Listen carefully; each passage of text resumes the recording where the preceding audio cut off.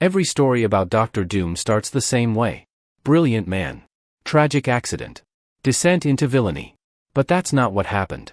What happened is that a child born in poverty watched the world consume everything he loved and decided, never again. The villain you've been taught to fear is the only person in this story who never lied about what he was. Everyone else just called their violence something prettier. You were born in a wagon. Not a hospital. Not a home. A wagon moving through the Romani camps of Latveria, a small nation in Eastern Europe that the rest of the world has decided doesn't matter. Your father is Werner von Doom, a physician and a man of quiet dignity in a place that rewards neither. Your mother is Cynthia. You will not have her for long. The winter you turn 6, your father is summoned to perform a private concert for the Baron of Latveria. Werner is also a gifted musician. The Baron has heard this. The summons is not a request. Your father goes. He plays beautifully. The Baron is pleased. Then the Baron decides he wants more of Werner's time. Indefinitely. Your father refuses. Nobody refuses the Baron of Latveria. That winter is the coldest on record. Your father is forced to flee into the mountains with you on his back and his coat wrapped around you. He dies of exposure before morning. You survive because his body kept you warm through the night. You are 6 years old, alone in the snow, with a dead father underneath you. Most children would not recover from this. You are not most children. Your mother made a deal with Mephisto before you were born. You don't know this yet. What you know is that she is gone, taken to a realm you have no name for, and that the village treats her absence like a warning. Don't ask. Don't look. Don't become what she became. You become exactly what she became. Because the gifts she left behind don't disappear with her. You can feel things before they happen. You can move things without touching them. The older Romani women watch you with something between reverence and fear, and they teach you what they know: herb craft, reading, the old ways of protection and seeing. But you learn faster than anyone who has tried to teach you. By 12 you have absorbed everything the camp knows. By 14 you have gone further than any of them ever did. And you are starting to understand something that will define the rest of your life. The world is not fair. The world has never been fair. But the world can be controlled, by someone willing to pay the price. You are willing. Word reaches the outside world about a Romani boy in Latveria doing things that cannot be explained. Victor von Doom, that is your name now, the name you have chosen, is offered a full scholarship to State University in New York. You arrive at 17. For the first time in your life, you are surrounded by people who might actually challenge you. There is one. His name is Reed Richards. The professors quietly tell you he is your equal. Maybe more. You do not believe them. But you watch him. And you notice something that will become the most important observation of your life. Reed Richards is brilliant. Reed Richards does not care what his brilliance costs the people around him. He treats ideas like puzzles and people like variables. He is curious the way a scientist is curious about a specimen, with no responsibility to the specimen once the experiment is complete. You file this away. Your first year, you design a device to pierce the dimensional barrier between Earth and Mephisto's realm. You have never stopped thinking about your mother. The math is almost perfect. Almost. You make an error in the calculations. A small one. The kind anyone could make. You run the experiment anyway. The device explodes in your face. The scarring is minor. A single mark across your cheek. Cosmetically, almost nothing. But you cannot accept almost nothing. Because almost nothing means the math was wrong. And if the math was wrong, you are not who you believed yourself to be.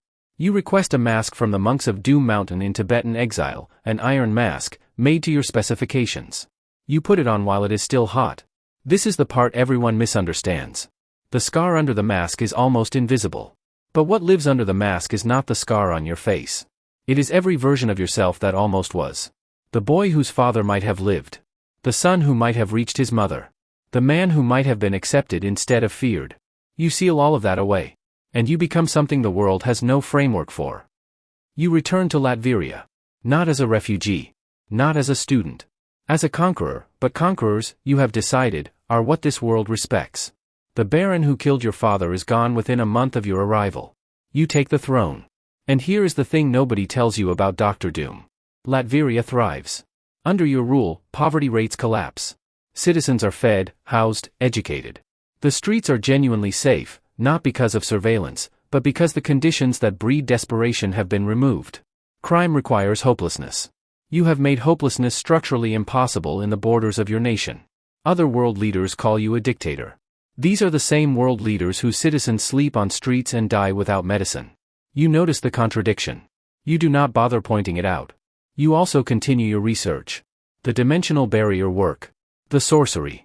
The armor you build piece by piece until it is not just protection, it is an extension of your will. You are not building weapons. You are building certainty. Because the one thing your childhood taught you, the one lesson your father's frozen body, your mother's absence, your scarred reflection all confirmed, is that the universe does not protect the people you love. You have to do it yourself. The fantastic for arrive in your life like a problem you already solved. Reed Richards, his fiancée, her brother, a pilot. Exposed to cosmic radiation. Transformed. Given gifts they did not earn and cannot fully control. Reed becomes the most celebrated mind on the planet. He is on magazine covers. He gives lectures. The world loves him. You watch this from Latveria with your arms folded. You know what Reed is. You have always known. He is a man who will risk everything, including everyone around him, in the name of curiosity. And the world will call that heroism because the things he risks are not things the world has to pay for. Your rivalry with Reed is not petty. It is philosophical. Reed believes the universe is a puzzle to be solved. You believe the universe is a threat to be managed. One of you is right. You spend the next decade proving it. You steal the Silver Surfer's power cosmic. You temporarily wield the Infinity Gauntlet. You stand before the Beyonder, a being of infinite power who could erase reality itself, and you do not flinch. Each time, the heroes stop you. Each time, you were right about the threat. The Beyonder was dangerous. Someone needed to act. The Infinity Gauntlet needed to be taken from Thanos. Someone needed to be willing. You were willing. You are always willing. But there are nights, and you would never admit this to anyone, which is perhaps why you are admitting it now, there are nights when the mask comes off. Not the iron one. The other one. And you sit alone in the castle your father never saw, in the nation your mother never knew you would rule, and you open the dimensional portal, just a crack, just enough to feel whether she is still there. She is always still there. Mephisto will not release her. This is the one problem you have not solved. Not for lack of trying. Not for lack of power. But because some deals, made before you existed, cannot be undone by intelligence alone. This is the thing that keeps you human. The one wound the armor cannot cover. Your mother is in hell because she loved you before you were born. And every kingdom you have built, every god you have challenged, every hero you have fought to a standstill, none of it has brought her one step closer to the light. The world will remember you as a villain. You have decided you can live with that.